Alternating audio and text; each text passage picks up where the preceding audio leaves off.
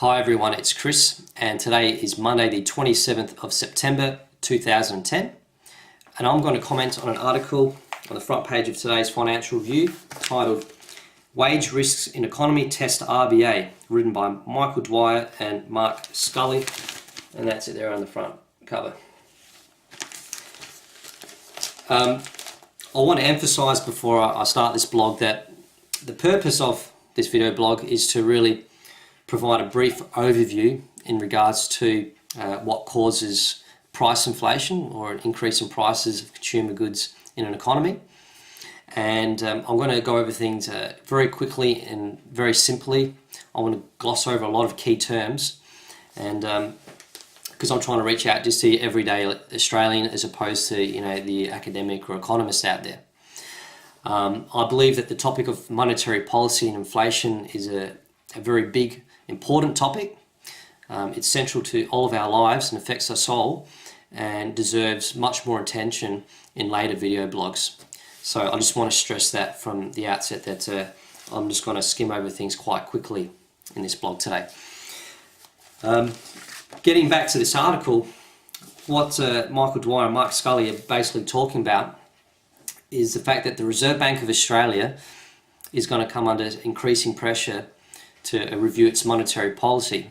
That is to increase interest rates in the near future due to price inflation pressures being caused by increased wage pressures or increase in wages, and that's largely thanks to the mining boom, they're saying.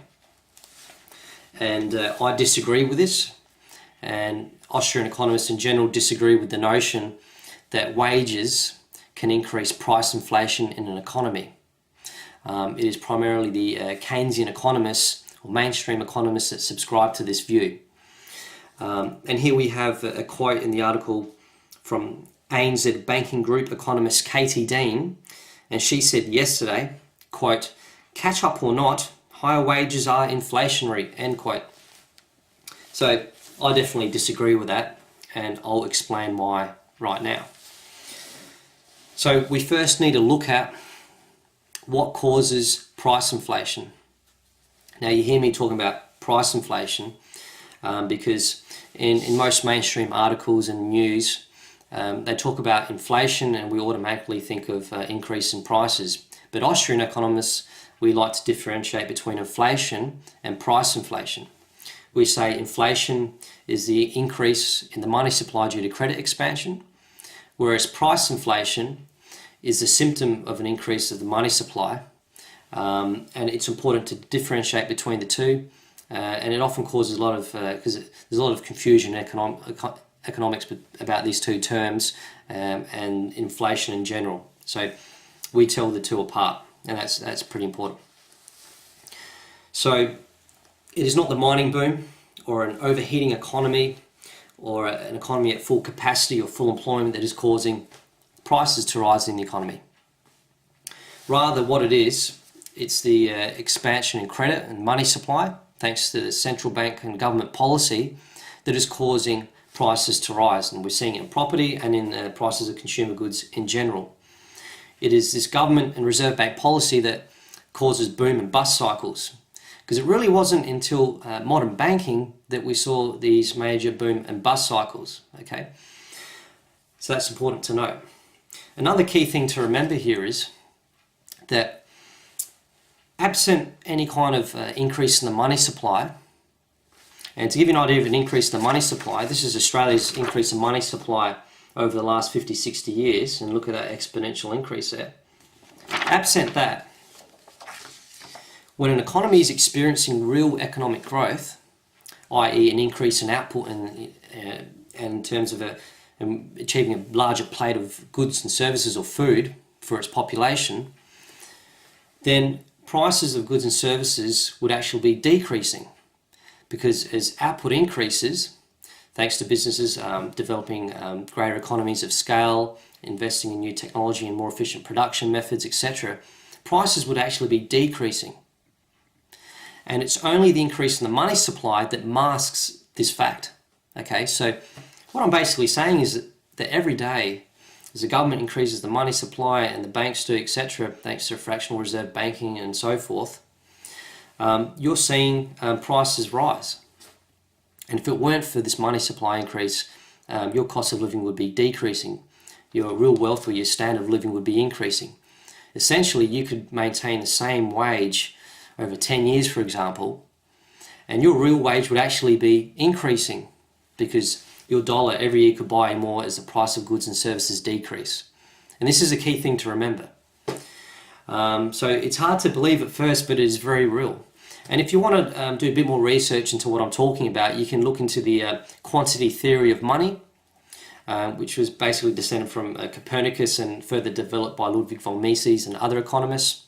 And that talks about inflation in a lot more detail and is very relevant to what I'm talking about.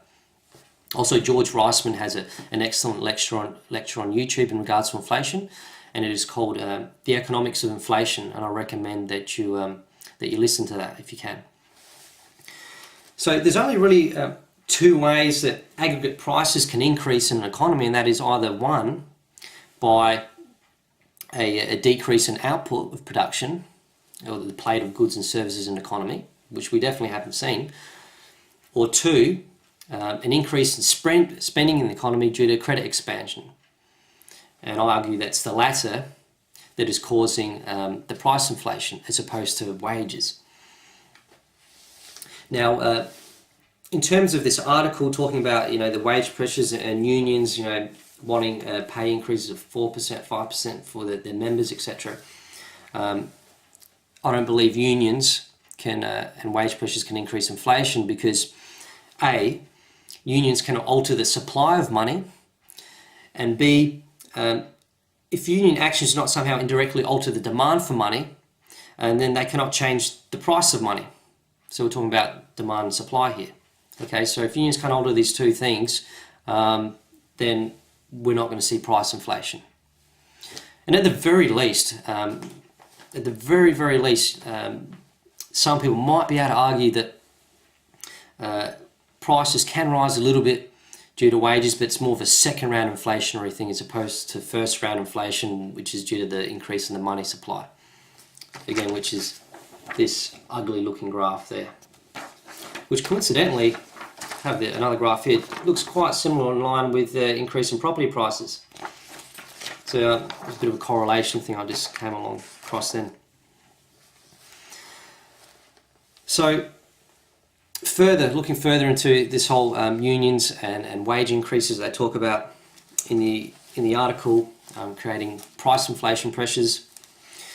One thing that's important to note, because the government is essentially, and the central bank, they cause the boom and bust cycles, we know that eventually we're going to have a bust.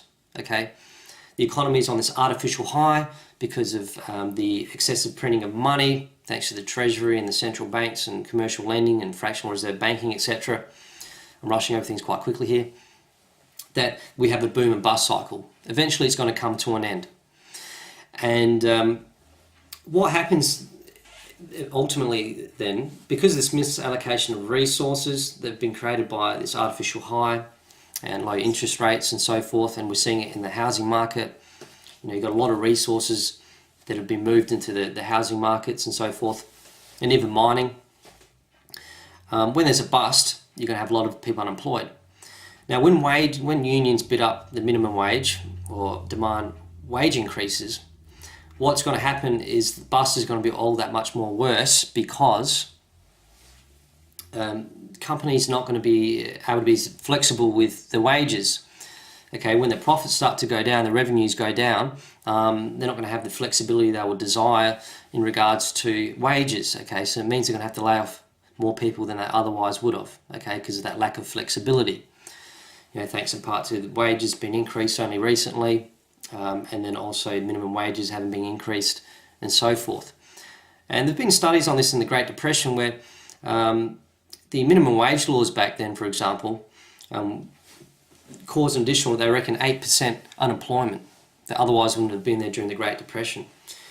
So that's another important concept, and you can also look into labour unions and the effect that they have on the economy and prices, well, not prices, and unemployment in general. But I'm not going to talk about that too much today.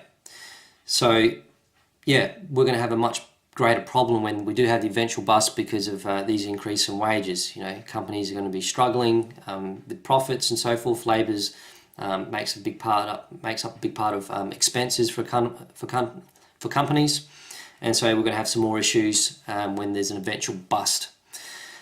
So it's an unintended consequence of these union movements at the moment, bidding up wages.